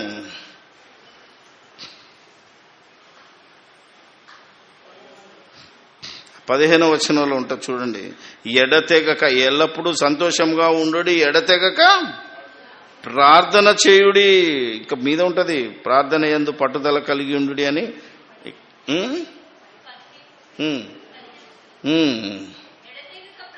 చేయుడి, కృతజ్ఞతాస్తుతులు చెల్లించుడి. ఇలాగూ చేయుట క్రీస్తు యేసునందు మీ విషయంలో దేవుని చిత్తం. మీరు ప్రార్థన చేయండి, నేర్చుకోండి. మీ దేహము దేవాలయంగా మార్చుకోండి. దొంగల గుహ ఉన్నదాన్ని, ఇందులో ఉన్న కంపునంతా తీసేయడానికి యేసుక్రీస్తును మీ హృదయంలో యందు ప్రభువుగా ప్రతిష్ఠించండి. అప్పుడే నువ్వు పరలోకం వెళ్తావు, నీ సంఘం పరలోకం వెళ్తుంది, నీ సంఘం ఎత్తబడుతుంది. తెలుసా లేదా? నువ్వు ఎత్తబడతావు ముందు. నిన్న కర్నూలు నుంచి ఒక సోదరుడు ఫోన్ చేశాడు. అన్న, కర్నూలులో ఒక విచిత్రమైన సంఘటన జరిగిందన్న. ఏంట్రా అన్నాను. ఫోన్ చేశాడు, పెళ్లి సంబంధం అట. అబ్బాయి పేరు జయరాజు, మన దగ్గరికి వస్తాడు. ఒక అబ్బాయి మంచి ఇంజనీరు చదువుతున్నాడు, ఒక అమ్మాయి చర్చి. ఇద్దరికి మ్యారేజ్ కుదిరింది. అంతా మాట ముచ్చట అయిపోయింది, వస్తువులు కానుకలు అన్నీ అయిపోయిన తర్వాత అమ్మాయి వాళ్ళు అబ్బాయిని అడిగారట, నువ్వే చర్చికి వెళ్తావని. వెంటనే వీడేమన్నాడంటే, నేను బ్యాప్టిస్ట్ చర్చికి వెళ్తానన్నట. వాళ్ళు వెళ్ళేది చర్చికి వెళ్తారో తెలుసా? హెబ్రోను. అమ్మ, బ్యాప్టిస్ట్ చర్చిలు పరలోకం పోరు కదా, ఎత్తబడదు కదా మీ సంఘం. మా సంఘం ఎత్తబడుతుంది కనుక మీకు మాకు పిల్లను ఇయ్యం. అంత అయిపోయింది, సెటిల్ అయిపోయినాక మీకు పిల్లని ఇవ్వంపు అంటాడట. అయ్యో, మేమంతా నచ్చి మెచ్చి అందరికీ చెప్పుకున్నాం, మీరు ఇప్పుడు ఇవ్వకపోతే ఎట్లా అని వీళ్ళు గొడవ. చూసారా ఎంతటి అమాయకంగా వీళ్ళ మందిరం గొడవ. మీరు మందిరంలోనికి వస్తేనే మీరు పరలోకం వెళ్తారు, మన మందిరం సభ్యులే మనం ఎత్తబడతాం అనే బోధ, దౌర్భాగ్య బోధ అందులో ఉంది. అందులో నుంచి నేను వచ్చాను, కొన్ని రోజులు అక్కడ కూడా వెళ్ళి చూసి వచ్చాను. లాస్ట్కి ఏమంటారట తెలుసా, దేవుని చిత్తంలో లేనిది మనం పెళ్లి చేస్తే దేవుడు బయలుపరచాలి. ముందు దేవుడు ఇలా చెప్పాలట, ఫలానాను చేసుకో, ఫలానాను వద్దని చెప్తాడట. ఓకే, మనం ఏమనాలి కానీ అయితే ఒక మాట అన్నారట, అది నాకు బాధ అనిపించింది. ఏంటో తెలుసా, ఒకవేళ మనం బలవంతంగా చేసినా చచ్చిపోయిన తర్వాత మా అమ్మాయి పరలోకంలో ఒకటి ఉంటుంది, మరి భర్త ఉండడుగా, ఈడేమో నరకానికి వెళ్తాడుగా. అర్థమైందా లేదా? ఇంతటి అజ్ఞానపు దశలో ఉన్నది సంఘం, ఇంతటి భయంకరమైన దశలో ఉన్నది క్రైస్తవ్యం. కనీసం ఎత్తబడిన తర్వాత అక్కడ భార్యాభర్తలు ఉండర్రా, పెళ్లికి ఇవ్వరు, పెళ్లికి చేసుకోరు, అదంతా అందరూ దేవదూతల వలె ఉంటారని బైబిల్లో ఉన్నా తెలియని మాయాబోధ ఈరోజు జరుగుతుంది. అంటే ఎంత భయంకరమైన స్థితితో మీరు ఆలోచించండి. అందుకే ఇప్పుడు చెప్పబడుతున్న ఈ మాయ మాటలన్నిటిని మనం ఖండించి ఈ దుర్బోధల్లో నుంచి మనం పక్కకెళ్ళి, తప్పుడు బోధలను మనలోంచి బయటికెళ్ళి, క్రీస్తు కృపను విడిచి భిన్నమైన సువార్త తట్టుకు తిరగకుండా తిరిగే వారిని మనం ఒకసారి మేలుకొల్పి బలవంత పెట్టొద్దు, భయపెట్టొద్దు, బెదిరించాల్సిన అవసరం అంతకంటే లేదు. వాళ్ళ కోసం ఏడ్చి గోజాడవలసిన ముందు సత్యం తెలియాలి. చివరిగా ఒక మంచి మాట, మరి ఏం చేయాలి సార్? వద్దని నేనెందుకంటాను, తప్పనిసరిగా కూడుకోవాలి. మళ్ళీ కూడుకోకపోతే చాలా భయంకరమైన పరిస్థితుల్లోకి వెళ్తారు కనుక టెంపుల్లో కూడుకుంటావా? That is the problem. ఇప్పుడు వచ్చిందంత ఏంటిది, టెంపుల్ అనగానే ఉరుకుతున్నాడే తప్ప ఎక్కడ కూడుకోవాలని ఉంది, ఎక్కడ దేవుణ్ణి ఆరాధించాలని ఉంది, ఎక్కడ దేవునికి మొరపెట్టాలని ఉంది, ఎక్కడ దేవుని వాక్యానికి వినాలని ఉంది. అదే యేసుప్రభు చెప్తాడు. ఇప్పుడు యోహాను సువార్త 4వ అధ్యాయం మీ అందరికీ తెలుసు, సమరయ స్త్రీతో మాట్లాడిన మాటలని మన కాన్సెప్ట్ అక్కడ రాసి పెట్టాను చూడండి. ఇప్పుడు దేవుణ్ణి ఆరాధించటానికి ఒక స్థలానికి విలువ లేదు, ఒక సమయానికి విలువ లేదు. మీరు ఎడతెగక ప్రార్థన చేయండి, మీరు 24 hours సువార్తను ప్రకటించండి, మీరు ప్రతి క్షణము దేవుణ్ణి స్తుతించండి, ఎల్లప్పుడూ ఆనందించండి. అందుకే సమరయ స్త్రీతో అంటున్నాడు, అమ్మా ఒక కాలము వచ్చుచున్నది, ఆ కాలమందు ఈ పర్వతం మీద నేను యెరూషలేములోని దేవాలయములోనైనను మీరు తండ్రిని ఆరాధింపరు, నా మాట నమ్మము అని ఎందుకంటున్నాడు? నా మాట నమ్మని పరిస్థితి వస్తుంది. నా మాట మీరు నమ్మరు, నా మాట నమ్మండి. యేసుప్రభు ఎన్నిసార్లు చెప్తాడో తెలుసా? యోహాను 5:24 నా మాట విని నన్ను పంపిన వాని యందు విశ్వాసం. నా మాట వినాలి ఫస్ట్. ఈయన మాట ఎవడింటలేడు ఇప్పుడు.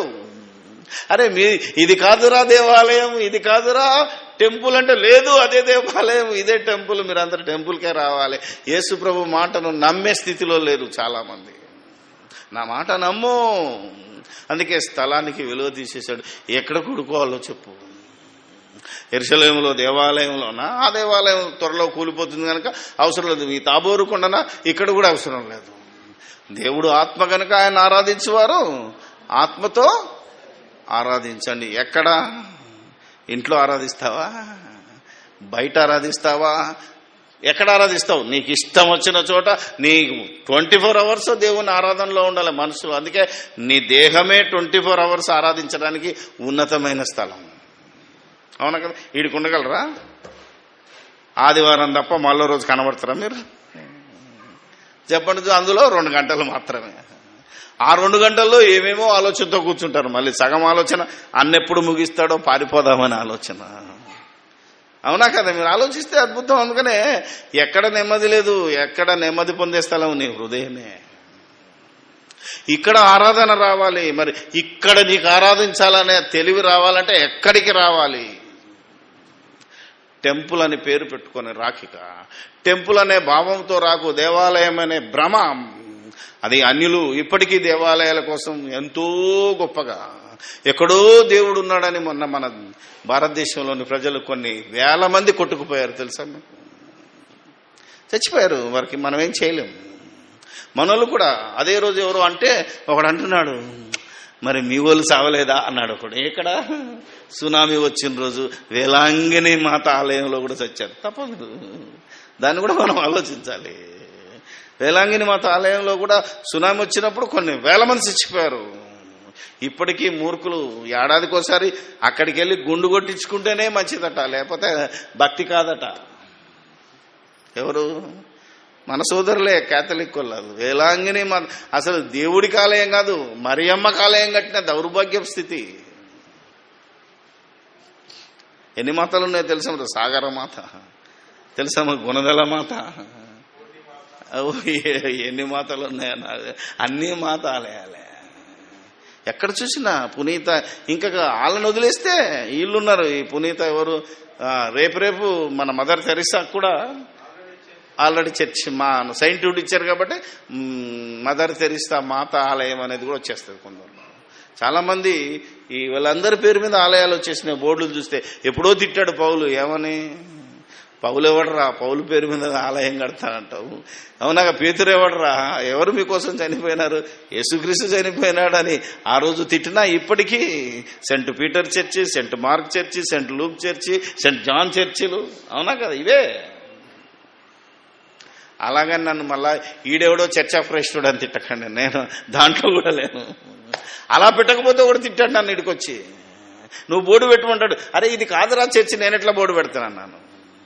చర్చ్ ఆఫ్ క్రైస్ట్ అంటే మరి మళ్ళా భయంకరమైన దశలోనికి వెళ్తారు వీళ్ళు. అందుకనే క్రైస్ట్ చర్చ్ అని పెట్టుకుంటానంటే అబ్బాయి అట్లా కూడా పెట్టొద్దు అంటాడు. ఎందుకంటే చర్చ్ ఆఫ్ క్రైస్ట్ అనేది అమెరికన్ లాంగ్వేజ్. ఇండియన్ లాంగ్వేజ్లో ఏం పెడతాను? క్రైస్ట్ చర్చ్ అంటాను, డైరెక్ట్గా అంటాను. అది కూడా వద్దట. పోనీ యేసునామ సంఘం అంటాం, యేసొద్దు క్రీస్తు అంటాడు. ఈ గొడవ ఎందుకని మరొకడు ఏం పెట్టాడు తెలుసా? అసెంబ్లీస్ ఆఫ్ గాడ్ అని పెట్టాడు. తెలుసు కదా మీకు? అది తప్ప? నో, అది కూడా తప్పు కాదు. ఎందుకంటే అది కూడా బైబిల్లో ఉంది. నూతన యెరూషలేము అని ఉంది. ఓకే, పెట్టు. దేవుని రాజ్యం అని పెట్టు, యేసుక్రీస్తు రాజ్యం అని పెట్టు, జీవం గల దేవుని సంఘం అని పెట్టు. ఎన్ని గొడవలు వచ్చాయి. అందుకే చివరిగా ఒక మాట చదువుకొని మీరందరూ క్రమం తప్పకుండా ఖచ్చితంగా రావాలి. ఈ మధ్య చాలా మంది ఏదో తమ దివ్యమంగళ స్వరూపాన్ని చూపించడానికి నెలకోసారి కనబడుతున్నారు. అది మీదే బాధ్యత. 2 నెలలకోసారి వస్తున్నారు. చాలా మంది అసలు రావడం లేదు. నేను ఎవరిని రమ్మని బతిలాడేది లేదు, రాకపోతే బాధపడేది లేదు. ఎందుకు? మీ ఆత్మలను రక్షించుకోవడానికి, అనేక మంది ఆత్మలను రక్షించడానికి ఈ బోధ వినటానికి కష్టపడాలి. దగ్గరున్నోళ్ళు రావట్లేదు. ఇక్కడ సోదరు ఉన్నది ఎక్కడో అలియాబాద్ అట. నేను ఆశ్చర్యపోయాను, ఏ చుట్టుపక్కల ఉందనుకున్నాను. అందరికంటే ముందు వస్తుంది తెలుసా మీకు? మనమే రాం. 12 గంటలకంటే ఎన్ని గంటలకు వచ్చిన వాళ్ళు ఉన్నారు ఇక్కడ? యాక్చువల్గా మనది ఎంత టైము? 11, 12:30 కూడా రాని మహానుభావులు ఉన్నారు. ఏది? ఇంటి పక్కన ఇల్లు పెట్టుకో, దీని పక్కనే. కానీ పనికి మాలిన దానికి ఎట్లా వెళ్తారు? నిమిషాల కోసం లేట్ అయితే ఉరుకుతారట అక్కడ. ఎందుకంటే అక్కడ కంప్యూటర్ కార్డు ఒకటి పెట్టాడు గనక అది చూపిస్తేనే గేట్ ఎంట్రీ అవుతుంది గనక వీడు మాత్రం తినకపోయినా వెళ్ళిపోతాడు అడికి. ఎంత భయంకరంగా ఉన్నారు. ఇప్పటికి ఇంత బోధ జరిగినా మీరు రాకపోవడానికి కారణం అదే. నాకు బాధ అనిపిస్తుందనో. దట్ ఈస్ నీ డ్యూటీ. మీ ఆత్మలు రక్షించుకునే డ్యూటీ మీది. ఒక మాట చెప్తాను, వింటారా? పలానా ప్రాబ్లం వచ్చింది అని మీరు రాక మానారు అనుకో, మరి నేను మనిషినేగా, నాకు లేదా ప్రాబ్లం? నాకు కూడా ప్రాబ్లం ఉందని నేను మానేస్తే ఆలోచించారా మీరు? కనీసం 2 గంటలన్నా మీ ప్రాబ్లమ్స్ పోస్ట్ పోన్ చేసుకోవచ్చు. సో హెబ్రీలకు రాసిన పత్రిక. కాబట్టి ప్రతి క్రైస్తవుడు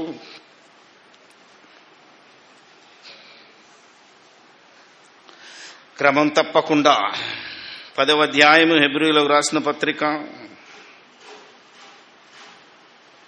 24వ వచనం మర్చిపోకండి. కొందరు మానుకొనుచున్నట్టుగా సమాజముగా కూడుట మానక. నాట్ ఈవెన్ సంఘం అని కూడా చెప్పట్లేదు. సంఘం అంటే రూల్స్ వేరున్నాయి. అప్పుడప్పుడు చెప్పాను ఇద్దరు సంఘం అంటే. నాట్ ఈవెన్ సంఘము అని భాష ఎందుకు ప్రయోగించలేదు? పోనీ ఇంగ్లీష్లో ఏమైనా ఉందో అని. ఈరోజు నేను నా దగ్గర 10 రకాల ఇంగ్లీష్ బైబిల్స్ ఉన్నాయి, ట్రాన్స్లేషన్ బైబిల్స్. ఎక్కడ చూసినా అసెంబ్లీ అంటాడు, టుగెదర్ మీటింగ్ టుగెదర్ అన్నాడే తప్ప ఎక్కడ ఎక్లేషియా అనే పదం కానీ ఎక్కడ చర్చ్ అనే పదం ఉపయోగించలేదు. ఎందుకంటే ప్రారంభంలో ఉన్న సంఘానికి ఇప్పుడున్న సంఘానికి అసలు పోలికలే. అది యేసుప్రభువుకు తెలుసు. ఈరోజు మా సంఘం గొప్పది, మా సంఘం ఎత్తబడుతున్న వాడికి అసలు సంఘం అంటే అర్థం తెలియదు. ఇప్పుడు కల్వరి అనగానే ఉరుకుతున్నోడికి కల్వరి అనే పదానికి ఎట్లా తెలియదో సంఘం అనే పదానికి అర్థం తెలియకుండా భయంకరంగా ఉన్నారు కనుక దేవుడు అది కూడా చెప్పాడు. సమాజ మందిరమే అన్నాడు తప్ప సంఘం అనే పేరు పెట్టడానికి వీల్లేదు. ఎందుకంటే మనలో ఇక్కడ సంఘము, సంఘ నాయకుడు, సంఘ పెద్ద ఉండవలసిన లక్షణాలు మనకు లేవు. మనలో చాలా మంది ఏవో జీవనోపాధి కోసం చాలా పనులు చేసుకుంటున్నాం కనుక ఇవన్నీ పనికిరావు కనుకనే ఏమన్నాడు, సమాజముగా కూడుట మానక ఒకరినొకరు హెచ్చరించుచు యేసుక్రీస్తు యొక్క రాకడ దినము సమీపించుట మీరు చూచిన కొలది మరి ఎక్కువగా అలాగూ చేయుట చూచు ప్రేమ చూపుటకును సత్కార్యములు చేయుటకును ఒకరిని ఒకడు. చూసావా, ప్రేమ చూపుట కంటే ఆత్మను రక్షించుటకు సత్కార్యం అంటే బైబిల్లో ఉన్న కార్యక్రమాలు చేయటానికి ఒకరిని ఒకడు పురుకొల్పవలెనని. This is what we are doing. చాలా మంది వస్తున్నారు. సత్కార్యము అంటే వాక్య సంబంధమైన కార్యం. ఈరోజు మనం సెమినార్లు పెడుతున్నామంటే చాలా మంది ముందుకు వస్తున్నారు. ఎందుకు? ఇది సత్కార్యము. ఒక వాక్యం చెప్పించి అనేక మందిని ఆత్మలను రక్షించి వాళ్ళను పరలోకానికి తీసుకెళ్ళడానికి ప్రతిరోజు కూడుకుంటున్నాం. వాక్యం చేత హెచ్చరించబడుతున్నాం. ఆ హెచ్చరికను విని మన ధనాన్ని ఖర్చు పెట్టి అనేకులను ప్రేమిస్తున్నామంటే వారి ఆత్మలను రక్షిస్తున్నాం. ఇది రోజు రోజుకి ఎక్కువ కావాలి. ఆలోచించాలి. చాలా మంది మొన్న కూడా చెప్పారు, అన్న మే తర్వాత ఆగస్టు 15 చాలా దూరం మధ్యలో పెట్టండి. ఎందుకంటే ఈ మధ్యలో చాలా లేట్ అయిపోయింది. సెమినార్ పెట్టండి అని డబ్బులు ఇచ్చిన వాళ్ళు కూడా ఉన్నారు, కానీ సెమినార్ పెట్టలేని పరిస్థితి. చూసారా, ఎక్కువగా నెలకోసారి పెడదాం, 15 రోజులకోసారి పెడదాం అనే వాళ్ళు ముందుకు వస్తే అనేకమైన కొత్త సబ్జెక్టులు వచ్చి అనేక మంది ఆత్మలు రక్షింపబడతాయి. ఒకరినొకరు హెచ్చరించుకునే, ఒకరినొకరు బోధ చేసుకునే పరిస్థితి ఉంది. కాబట్టి ఆదివారమే కాదు, ఇంకెక్కువ సార్లు మనం కూడుకోవాలి అనేది దేవుని చిత్తమై ఉన్నది. ఎక్కడ కూడుకుంటావు? సంఘముగానా, టెంపుల్లో కాదు. ఎక్కడ కూడుకునే స్థలం ఎక్కడ ఉంటే అక్కడ వచ్చి కూడుకో. That's all. ఇక్కడే అనే కాదు. ఒకవేళ రేపు ఇక్కడే ఏదైనా ప్రాబ్లం వస్తే ఇంకెక్కడికైనా పోయి కూడుకుందాం. అవునా కదా? ఒక హాల్ తీసుకొని కూడుకుందాం. అవునా కదా? ప్రత్యేకంగా ఏదో ఒక అక్కడికి మాత్రం ఎక్కువ సార్లు కూడుకోమంటున్నాడు. అసలు కూడుకొనుట మానక యేసు రాకడ సమీపించిన కొలది, రెండవ రాకడ సమీపించిన కొలది ఈ కూడుకునే విషయం. అందుకే స్వచ్ఛమైన తెలుగులో రాసిన ఏంటంటే దేవాలయాలు కూడుకునే స్థలం. తెలుసా మీకు? స్వచ్ఛమైన దీన్ని బట్టి రాశాను నేను. మనం తెలుగు వాళ్ళం కాబట్టి. ఇంగ్లీష్లోకి వెళ్తే temples of God meets here అంటే కలుసుకుంటాయి. ఒకరినొకడు కలుసుకుంటారు, బోధ చేత హెచ్చరింపబడతారు, ఆత్మీయత పెంచుకుంటారు, వాళ్ళ ఉన్న అనుమానాలు తీసుకుంటారు, ఇంకా కొత్త మంచి మంచి సబ్జెక్ట్ నేర్చుకుంటారు, ఒకరినొకరు పులికొలుపుతారు, ఈ లోకాన్ని వెలిగిస్తారు. అది ఇక్కడికి వచ్చి మీరు చేయవలసిన పని. ఎక్కువగా రావాలి. ఇప్పుడు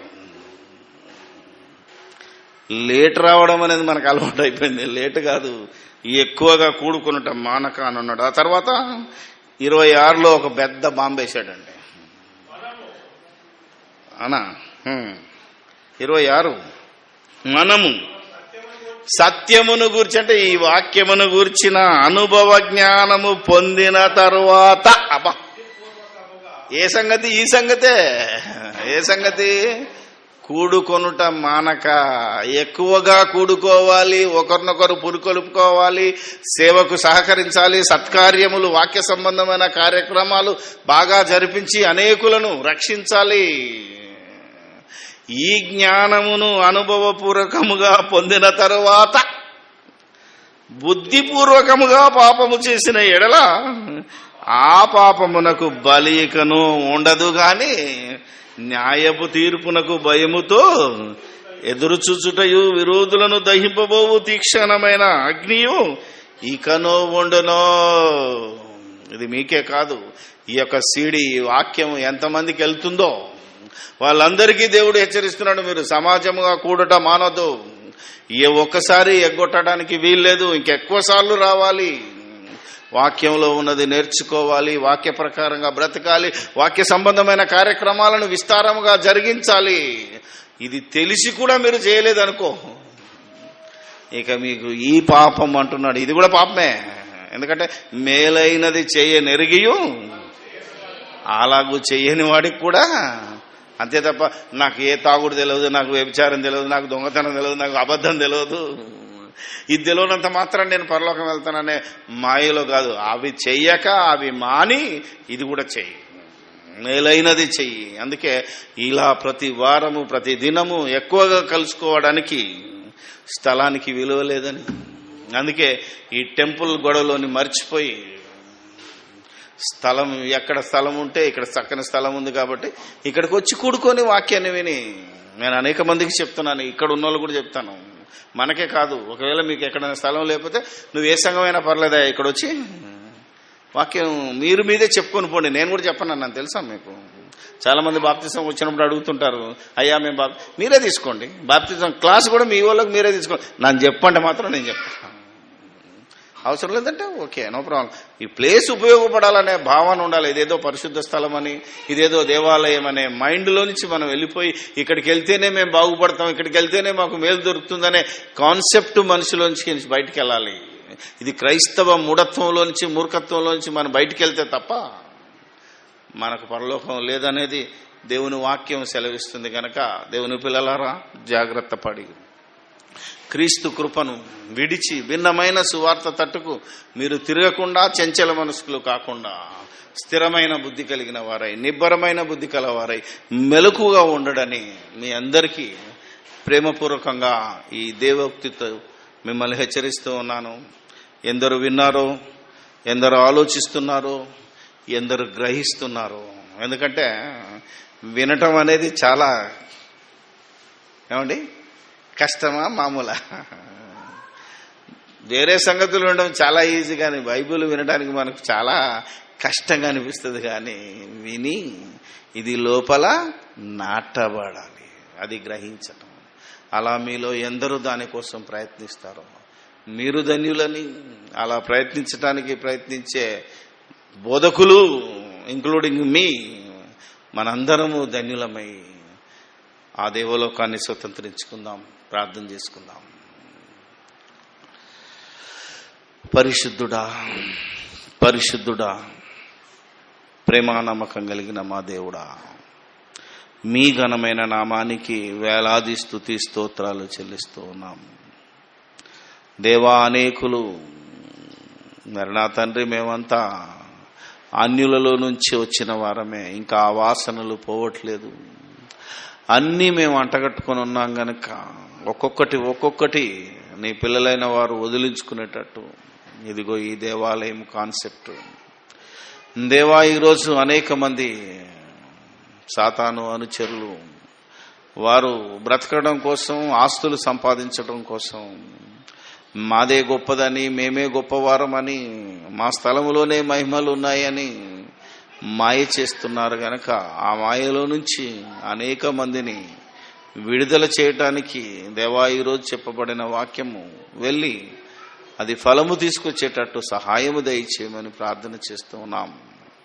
మీ వాక్యంలో సెలవిచ్చిన రీతిగా ఎక్కువసార్లు మేము కలుసుకొని ఒకరినొకరు హెచ్చరించుకొని, ఒకరి కోసం ఒకరు ప్రార్థన చేసుకొని, దేవా ఒకరి రక్షణార్థమై ఒక మేలు కోసం మేము ప్రార్థన చేసుకొని, మా గురించి మేము ప్రార్థన చేసుకొని, మా ప్రార్థన మీరు వినేటట్టుగా మా బ్రతుకులు మార్చుకొని, దేవా మీ యొక్క మహిమను పొందగలిగే భాగ్యము మా అందరికీ అనుగ్రహించుమని ఈరోజు విన్నవారే కాకుండా వినలేని వారికి నీ పిల్లలు వినిపించగలుగునట్లు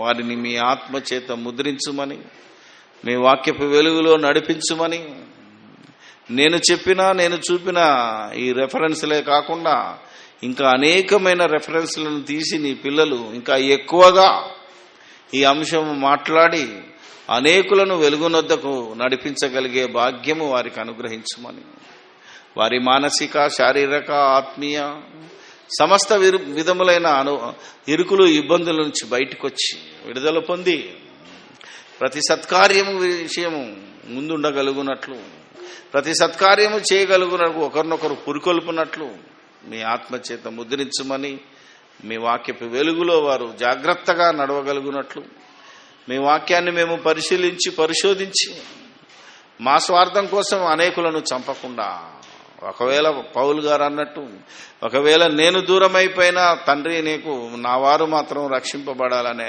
పట్టుదలతో ఆత్మల రక్షణార్థమై మేము దివారాత్రములు కష్టపడినట్లు, మా కష్టార్జితాన్ని వెచ్చించగలుగునట్లు సహాయము దయచేయమని, ఈ బోధను దుష్టుడు ఎత్తుకొని పోకుండా ఈ వాక్యము, ఈ విత్తనము మంచి నేలను పడిన విత్తనముగా ఉండగలుగునట్లు సహాయము దయచేయమని, సమస్తము మీకే స్తుతి స్తోత్రాలు చెల్లిస్తూ, మా హృదయ రహస్యాలు ఎరిగిన దేవుడవు గనక ఇదిగో ఇక్కడ కూర్చున్న నీ పిల్లలు, ఈ వాక్యం వింటున్న నీ పిల్లలు ఏ బాధతో ఉన్నారో, ఏ ఆలోచనతో ఉన్నారో, ఏ ఆకలితో ఉన్నారో వారి ఆలోచనను బట్టి వారికి న్యాయము చేకూర్చుమని, తండ్రిగా నీ పిల్లల న్యాయమైన ప్రతి కోరికను వినుమని, దయచేసి నా తండ్రి లోకాచారాల వైపు మేము వెళ్లకుండా, లోకస్తుల్లాగా మేము బ్రతకకుండా నీ వైపు, నీ కుమారుడైన యేసుక్రీస్తు వైపు మాత్రమే చూస్తూ మా ముందున్న పరుగు పందెంలో పరిగెత్తి మీరిచ్చే జీవ కిరీటాన్ని పొంది మా లోకమైన ఆ మహాలోకాన్ని తిరిగి స్వతంత్రించుకునే భాగ్యమే మా అందరికీ అనుగ్రహించుమని మా ప్రభువైన యేసుక్రీస్తు పేరట ఈ ప్రార్థన మీకు సమర్పిస్తున్నాము మా పరమ తండ్రి. ఆమేన్.